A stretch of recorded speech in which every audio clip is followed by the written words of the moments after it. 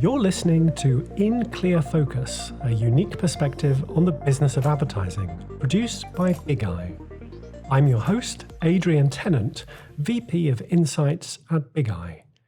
For those of you who don't know us, Bigeye is an audience-focused, creative-driven, full-service advertising agency. We're based in Orlando, Florida, but serve clients across the United States and beyond, providing audience research, branding, creative, media, and analytics services. Thank you for choosing to spend time with us today.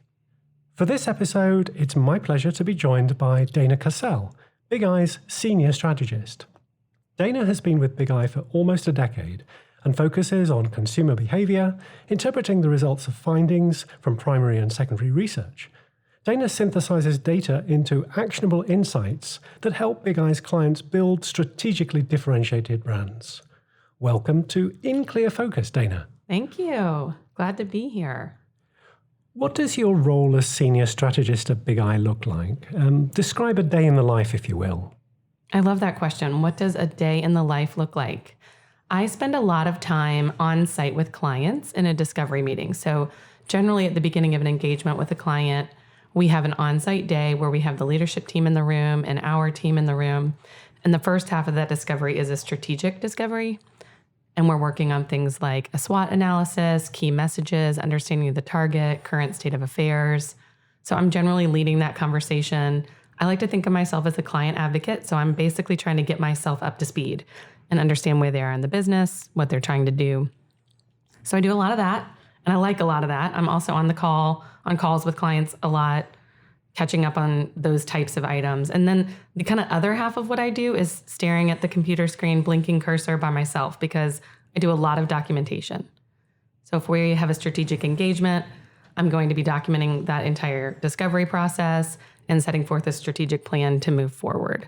So I'm either kind of with everybody or by myself. I like both of those pieces. Mm-hmm. So what are some of the most common challenges you see clients facing today? Mm-hmm. I think differentiation is a challenge in the global economy. You know, there's just not really a new idea anymore. So a lot of our clients have a solid product, they have a great internal organization, and they've just either lost market share or other newer competitors have come on the scene and they're having trouble differentiating. We also see a lot of lack of understanding of the audience. So maybe an organization, a client might have known their audience 10 years ago. They did a lot of research, they had a better understanding, and they've just grown and changed since then. So they just have not a modern understanding of their audience. So I think that's a challenge a lot of people see. Another one I see is our clients having trouble getting to a place where they can be more strategic rather than reactive. And that's generally, in my assessment, it's like a legacy problem. So the organization just runs a certain way and the marketing team can't catch up and get far enough ahead that they have time to breathe and be strategic. So it's like the weight of the organization is forcing them to be reactive. It's not that they're not strategic thinkers, they are. They just don't have permission internally to push pause on being reactive and move into a more strategic place. And I think often we help in those engagements because we can come into the room with the C-suite and make the case for why reactivity is not the best marketing strategy. So that being said, if you're a new, say, challenger brand, looking to gain market share in a category with an established brand leader, how can strategy help? I think audience understanding and insight is a key piece of that game. There are industries where the leading brand is taking their position for granted and they don't really have deepened relationships with their consumers. And that's always an area of opportunity. I think we'll probably also I'm hoping we'll talk about direct-to-consumer today. That's another, that's a great example of ways that challenger brands are gaining market share sort of by a really deep, specific understanding of their audience and an extremely clear focus. So I think new challengers that really get the audience, have a singular focus and do that thing well, have a great opportunity to gain some market share. Great answer. Strategy can seem a bit abstract. what do tangible deliverables from strategy planning typically look like? That's a great question. So target market analysis is often one that we'll deliver. And this is related to audience insight. So we'll work with a client to understand primary, secondary, tertiary audiences. We'll develop brand personas, key messages for those targets, where we find them in media, what their consumer behavior's like. So we kind of blow out a big profile of those target markets. So that kind of analysis is a real actionable deliverable often.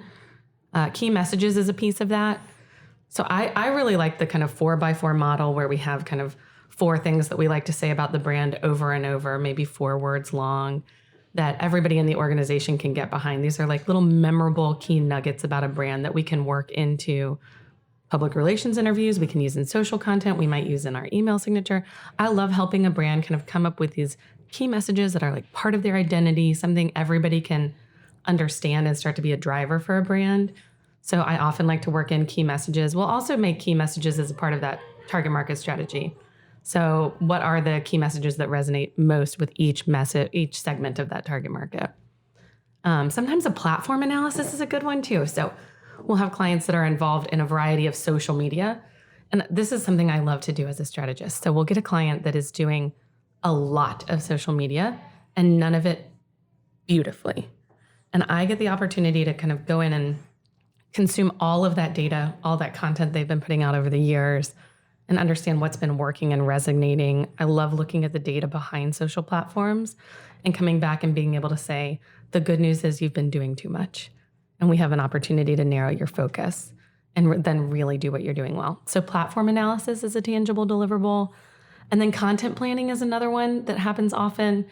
We'll see organizations that are, they know strategically what they need to be doing, but then the tactics of how to execute that strategy. So often one of my strategic deliverables will be a plan for creating and deploying content. So strategic recommendations on what types of categories are going to work best on their different platforms. So what should their blog focus over the next year be? What should their outbound marketing focuses be? So the kind of that content planning roadmap, that happens a lot too. I'm really interested to know how you get up to speed on a new client's industry. Have you got a particular process that you'd like to share with us? Sure. I'm just an avid consumer of that brand. I just try to think of myself as obsessed, kind of brand obsessed, and I'll just literally sit at my computer and absorb everything I can find about them online. And then I do that for any brand that thinks they're a competitor or any brand they think is a competitor. And then also aspirational brands. So this is a question I love to ask clients. What are brands that you think are similar to yours that are killing it? And it might not be in their same market, it might not be in their same service, but a brand that it's like, I really like the way they do business. So then I'll go absorb everything I can about those brands. And if they don't have an idea of who those are, I probably have an idea of who those might be for them. So I like doing that. And then I'm also a data nerd at heart, which I would encourage anybody who wants to be a strategist to become a data nerd at heart. I love to go look at whatever data they want to give us. So one of my favorite places to start is with good old Google Analytics to understand what's happening on their digital platforms. Sales data, I don't know. I like to, annual reports. Gosh, I love annual reports. Am I the only one, maybe? I think you might be, Dana. Okay. I love a good annual report. So I just consume all of the data, and then I do a lot of listening. So I love to read, and then I love to hear from them. That's kind of how I get up to speed. I also like to read things like job descriptions to learn how the brand thinks about the people they want working with them. So lots of little hacks to learn how the brand thinks about themselves. Some really good strategic tips there. I like them. Thank you. Dana, what brands do you most admire and why? This is a great question. I love this. I feel like I could answer in lots of different ways. So I like to think of Southwest Airlines and Publix as the same brand in my head. And they're kind of big ones and obvious ones that a lot of people love. So it's maybe a bit of a cliche answer, but the things that I love about them are I believe them and I believe in authenticity and transparency. I just don't think there's a way in 2019, 2020 to live in a non-transparent way for long. So these are brands that I think have been being super transparent for a long time. They have people who are happy to work there, which I think is a real key to long-term success, is internal culture. So I think they're doing that really well. And I also think they are trying to be exactly who they are. So they're in a growth mindset as a brand. Neither of them are giving up market share anywhere, but they're also not trying to be something that they're not. So I love that about them. They're authentic. They have happy customers. They know who they are, and they're living into that identity. So I really like that about those brands. I should just explain for any listeners that are not based in the southeast of the United States, Public supermarkets, the leading supermarket for sure in our region, privately held, a Fortune 100 company. Right. And originally a Floridian brand, now found widely across the southeast, and likely in a northern market near you soon, because like I said, they have a growth mindset. That's meant to be a secret, I think. Not really. Worst kept secret now. I love the grocery wars. Honestly, what's happening in the grocery stores is we were talking about this for banking yesterday. Following the way that grocery stores are moving northern brands to the south, southern brands to the north, and then expansion into the Midwest is a great case study for any industry that is looking to gain market share in a volatile environment, because grocery is about loyalty. It's grossly about consumer behavior. And it's just a really fascinating idea to watch how grocery stores move into markets where they're not their markets of origin. I love groceries. Excellent. So what do you think about the success of direct-to-consumer brands, such as Dollar Shave Club, Stitch Fix, Casper, Warby Parker, BarkBox? There are many to choose from. What do you think about them? I love it. This is why I love it. So it's not dissimilar from the Southwest and Publix idea. These brands are singularly focused on doing one thing really well. Warby Parker is going to deliver glasses that you'll love, that you have control over the experience. I love that. Casper, mattresses. It's a focused effort. They know who they are. They know what they're going to do well, and they're not going to do anything beyond that until they can do it well. So that's not to say that D2C can't expand and grow their service line. They can, but they're doing it in a way that feels authentic to the brand. And also, all of these brands that you're mentioning are obsessed with consumer experience. And I think that's been the key to their success. So the whole idea that there's this user-generated content library of people unboxing mattresses, this is like watching paint dry. I mean, unboxing a mattress theoretically couldn't be a more boring thing. This is taken over the internet. I think it's amazing. But they've created a user experience that is engaging people in a category I don't think anybody would have predicted. So I love that. They also have streamlined billing. I think this is really important now in our mobile environment, in our Apple Pay environment, that the billing process is smooth and simple and transparent. And these brands are doing that really well. They're also giving people choice and control. So any sort of subscription, direct-to-consumer brand that cannot be customized, or that you feel like you're going to lose control of your credit card, or you're going to be billed in a month. I didn't know I was going to be billed. I'm frustrated. It doesn't last. That will work for a few months until somebody realizes that charge is recurring. And then they're not only quitting, they're also not a brand advocate. So what I love about these brands that you mentioned, Dollar Shave Club, you're getting an email every month that says, hey, your box is about to ship. Do you want to make any changes? Do you need this box? And if you don't, skip a month or skip 3 months. They're giving control to the consumer. And I think that's just building trust and loyalty. So these are all great lessons that we can learn from DTC brands. Yeah, and simplify. That's what I was starting with. The idea of being focused, knowing who you are, knowing what you're doing. If the business is complicated and you're on the inside, imagine how that feels from the outside. That's a great point. Well, let's change gears a bit. Dana, tell us a little bit about your background. How did you get to where you are today?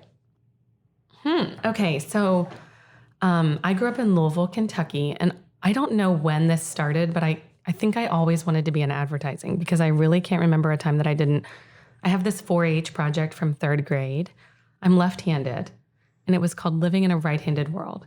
And it was an advocacy piece about the challenges of being left-handed. Scissors, can openers, it's a right-handed world. So I had this presentation that I loved. And it was just this little piece of of understanding the way that it feels to be in the world and being a consumer of right-handed things as a left-handed person. And I look back and think that might have been my first piece of consumer research. So I think I was kind of always into it. And then I was looking for universities that had advertising as a field of study. And I was not impressed with an advertising school that would send their materials in a white envelope that laid on my dining room table with all the other college envelopes. And then SMU, that's Southern Methodist in Dallas, sent me their piece.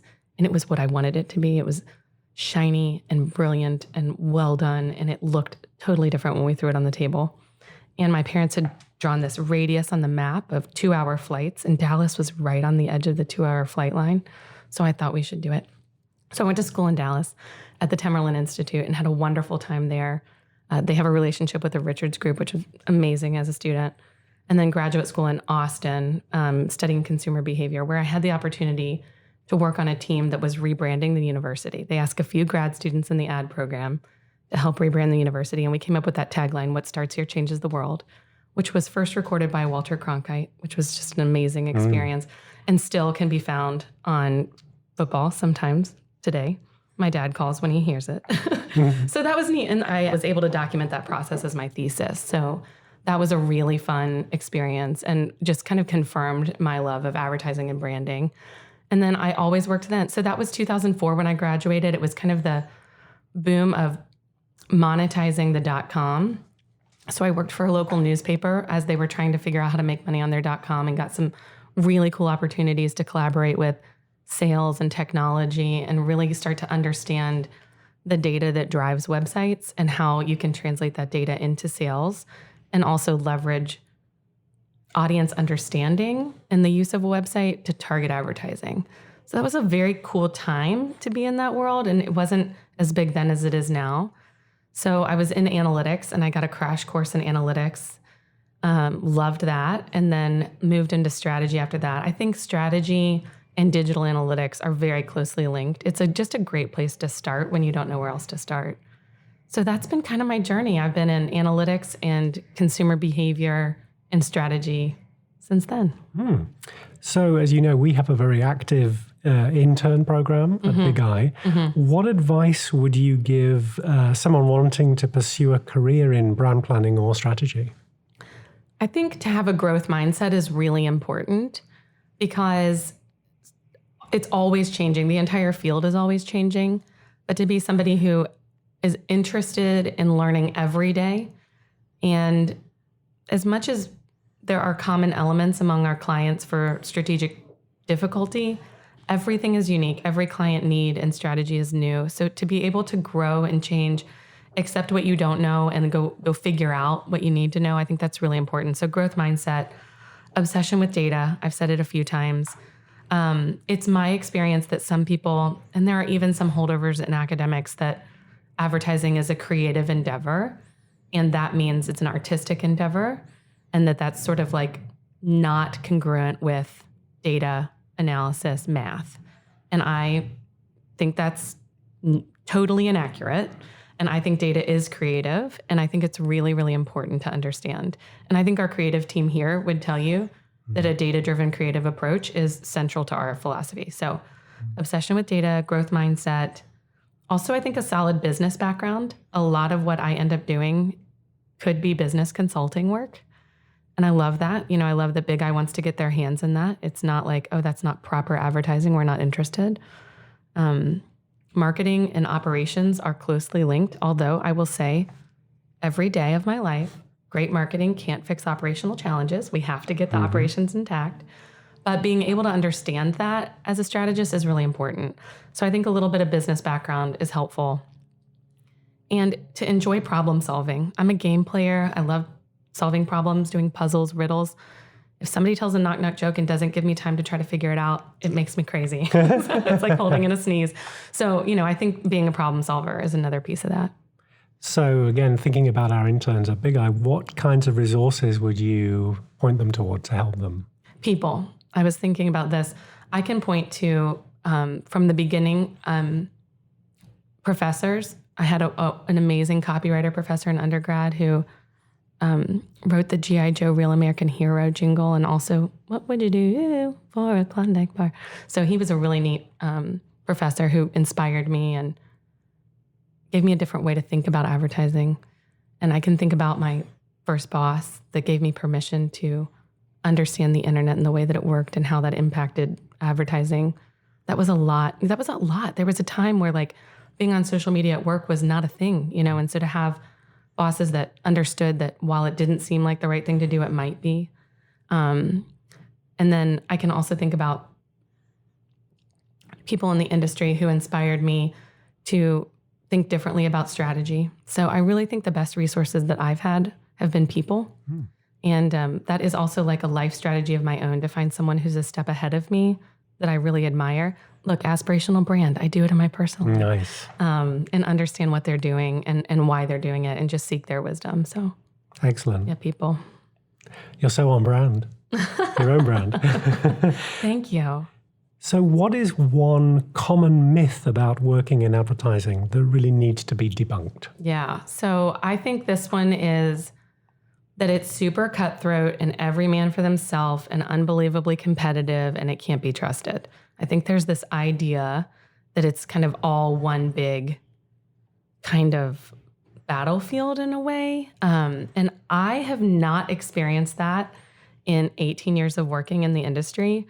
Obviously, there are some places that feel that way, but for me, the best work I've ever done has been highly collaborative, very team-oriented. I kind of have a personal philosophy that it's very hard for me to work with people if I don't have a connection.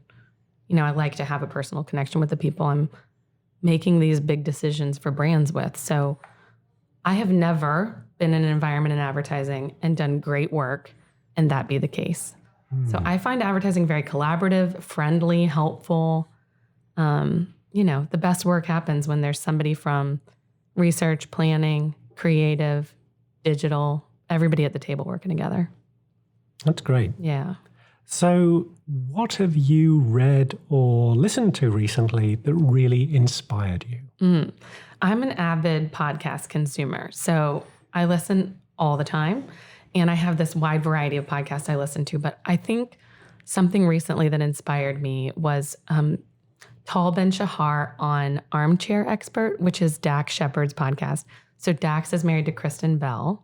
And in his own right, Crosby on Parenthood, he's done lots of wonderful things, but he has this really interesting background in anthropology and psychology. And so he has this podcast, it's about 1.5 years old, and Tal Ben-Shahar was on recently. So he is a PhD educated, Harvard educated lecturer and just intellectual thought leader. And he famously held the record for having the 2 largest classes in the history of Harvard at one point.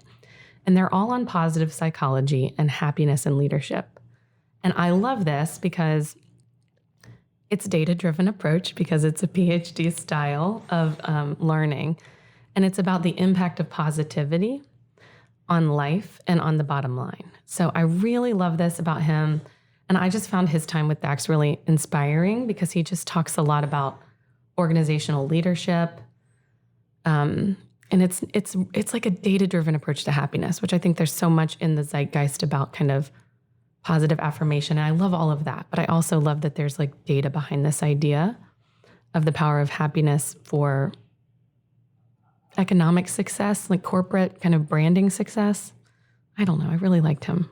Excellent. Yeah. Well, I'll make sure that we include a link to that podcast in the show notes. Okay. I can't be held responsible for everything Dax says, okay? Understood. Okay. So finally, Dana, what does having a clear focus mean to you? Having a clear focus to me means knowing who you are. Because I don't think it's a given that we all know where we're going next. But I think it's really important that if we know who we are, we can figure out where we're headed. Deep. Maybe. Dana, it's been a real pleasure.